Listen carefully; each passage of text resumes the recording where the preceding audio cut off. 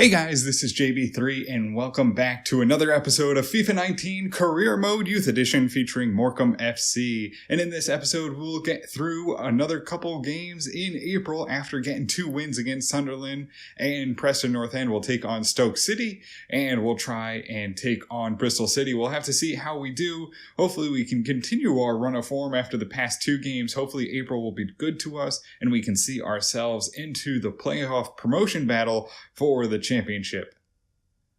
So we will get into our scouting report though. Before we go to the games, it'll be Mustafa Mamiri, who we'll keep an eye on. It's a second month already at a 74 to 94 potential, but a low overall, but looks like he might be a pretty decent striker. Could have top end speed. We'll have to see how that turns out in the final month. We have Kader Korichi, who is 50 to 68 overall, 80 to 94 potential. Looks like he could be a pretty decent center back. So we'll bring him in. His evaluation is $250,000. So we'll see what he does. He's 6'2", pretty good height. So we'll bring him in and see if maybe he can make the team.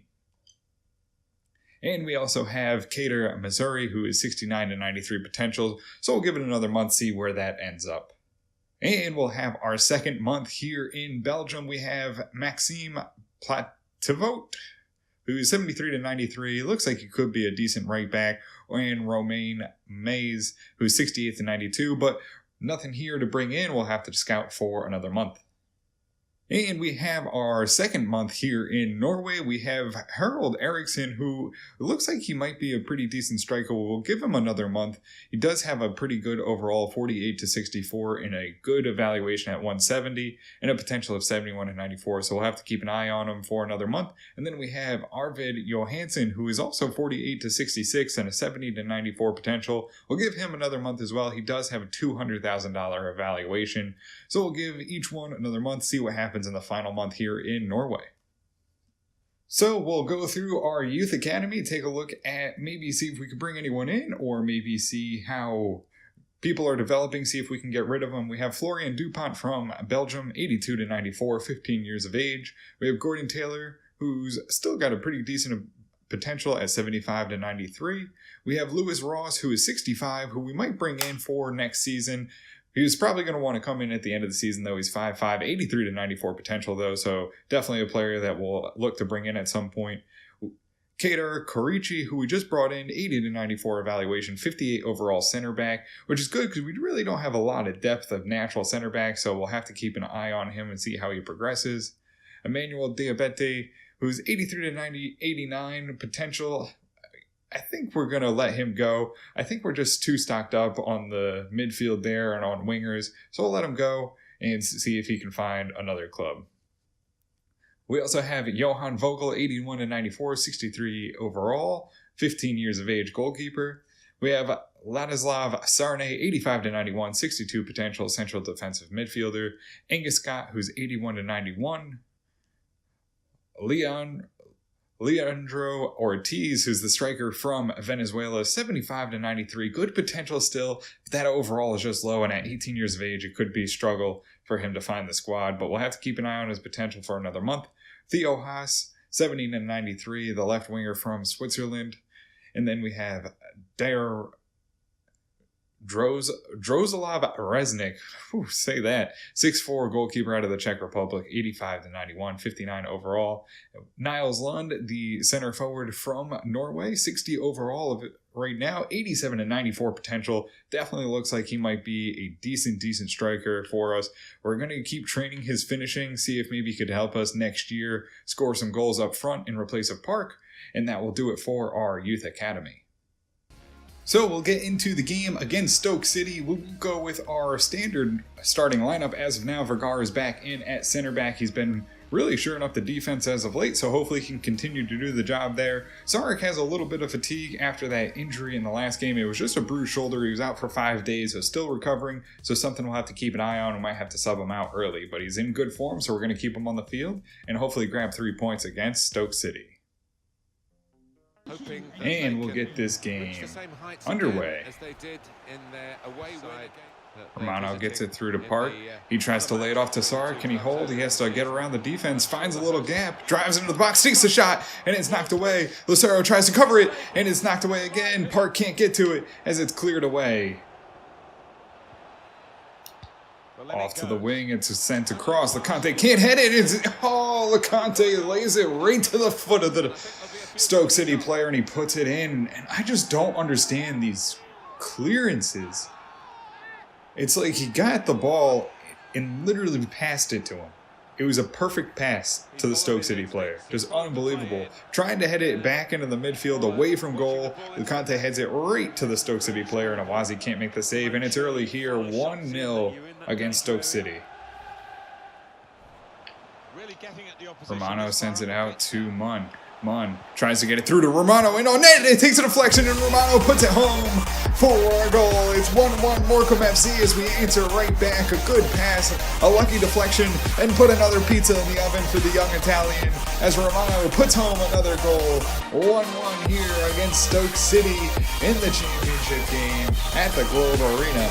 A good pass, lays it perfectly. Romano's able to run onto it. It takes a deflection off the sliding defender, and right into the back of the net it goes as Romano opens up this game for Morecambe FC, and it's tied 1-1 here at the Globe Arena. Great news for the manager. Aldaharni lines up the corner. He'll send it in, looking for Big Vigar, and it's hit it away. From the corner by the keeper. Now they're looking to get full. Oh, when Romano takes him down, already on a yellow card, it'll be his second, and he'll see an early shower. It's a red card after he scores the goal, gets 2 consecutive yellow cards on back-to-back plays, and he's off, and we're going to have to play man down now here against Stoke City in the 38th minute. Goes for a tackle and just doesn't get the ball, and off he goes. Aldaharni sends it across to Munn. Munn into Park in the box, looking for someone to make a pass. Munn gets it off to Aldaharni. Aldaharni holds up, gets it to Sark. Sark in the box, looking for someone. Park faces the net, sends it off, and just dribbles wide of the net. And that will end the first half. It's a good opportunity to draw one back, down a man. We'll go in at halftime 1-1. We'll have to play a little more defensively than we liked as Romano sent off with a red card in the first half. Oh, it goes into McLean. He'll center it to Itobo. Oh, it takes a deflection, and into the back of the net it goes. Unlucky for Morecambe FC. They open up this second half 2-1. We're down a man, and this could be the difference. We'll have to try and force our way back now. But an unlucky. We got lucky too, though. We had the deflection. They enter right back with a deflection of their own. They send it in. A good pass. We'll have to see who it goes off of. Oh, it just bounces off Adebola's leg, and Awazi can't make the save. And now it's 2-1 here against Stoke City. Oh no, it takes a bounce off of Sark and Adebola. 2-1 though, Stoke City. Oh, McLean gets it into the box. A good opportunity. They'll look to take a long shot, and Awazi has to make the diving save. Oh, long shot goes in, and Awazi makes the good save and keeps this game, well, only 1 down. It'll go out for a corner kick. The long strike from the Stoke City player goes out. Adebola can't make a block, but Awazi's there to send it away. Ball goes out for Stoke City. They'll line this one up. It'll be headed in, and Adebola breaks it up. Park will lay it off. Munn gets behind the defense on a run here. Can he get there? He tries to take the shot. Oh, they'll just get a foot in and takes him down in the box. Oh, into the box goes Stoke City, and they'll find the net. As we just try to push forward, they'll make the extra goal and put this one out of reach. It'll be 3-1 over Morecambe FC. And we tried to push forward, but with 10 men and running on fumes. In the 90th minute, we couldn't do it. Vergara couldn't make the stop there, and it goes right past Awazi. And that'll be the final touch of the game. It's Morecambe FC going down 3-1 with 10 men against Stoke City. We had to play virtually 2/3 of the game down a man. We couldn't get any offense going after that.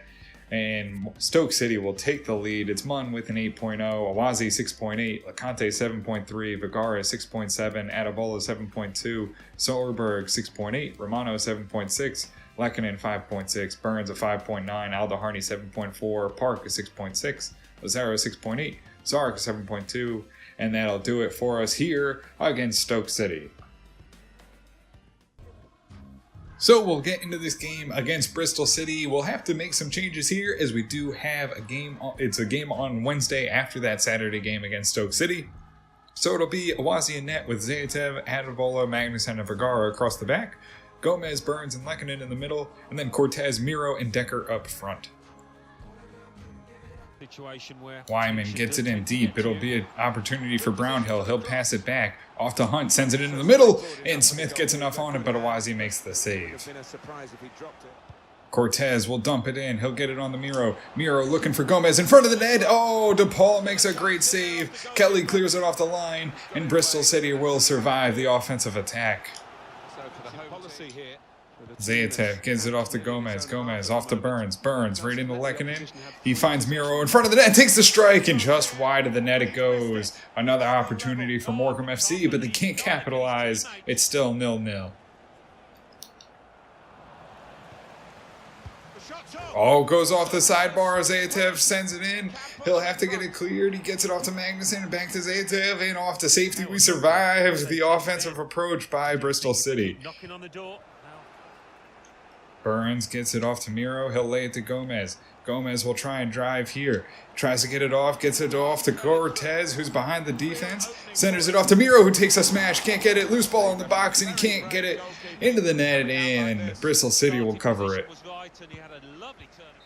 And that'll be the final touch. It'll be Morecambe FC 0, Bristol City 0 here on the road. We've had a couple good opportunities, but we haven't been able to capitalize. We're going to have to try and make a difference and get some more offense here in the second half. Oh, Gomez loses it. Griggs gets it, and it's wide of the net. We survive another opportunity for Bristol City as they miss the net. Vergara sends it long, gets it off to Decker. Decker will try and drive. Does he have anything here? On his horse here, drives into the box, runs out of space, centers it to Ahmed. Ahmed takes the shot and it goes over the bar. And that'll be it for Morecambe FC. It'll be a 0-0 draw, an unexciting game, just a couple shots for each team, but nothing went in. It's 8 shots for Bristol City, 5 on target, 5 shots for us, 2 on target. With the Cup squad, we just can't control the ball. The passing just bounces off their feet like rubber cement. And it'll be Awazi 7.7, Vergara 7.1, Magnuson 6.5, Adebola 7.3, Zayatev 7.5, Ahmed 6.3, Burns 7.7, Gomez 7.5, Decker 6.2, Miro 7.0, Cortez 7.3, Lekanen 7.0, and that'll do it for us here against Bristol City. So guys, that'll do it for us here in this episode. We can't get the win in either one of the games. We only grabbed 1 point, but luckily we are still very close. It's an unfortunate loss to Stoke City as they now sit 1 point ahead of us, and so do Blackburn Rovers. With 3 games left in the season, we face Norwich, Sheffield United, and Birmingham City. Birmingham City, who currently are mid-table, so is Sheffield United, then Norwich sit in 4th. So the next game will be a big one. Hopefully we can get the win, and hopefully we can finish out the season strong and get into the playoff promotions, but we'll have to see how everything goes. But guys, that'll do it for us here in this episode. If you did enjoy it, make sure to hit the subscribe button. It is greatly appreciated. All your support is unbelievable lately, and thank you for everything that you guys do. Make sure you drop down some comments if you have any suggestions or changes that you want to see in the team or in the series. And until next time, guys, have a good one. That's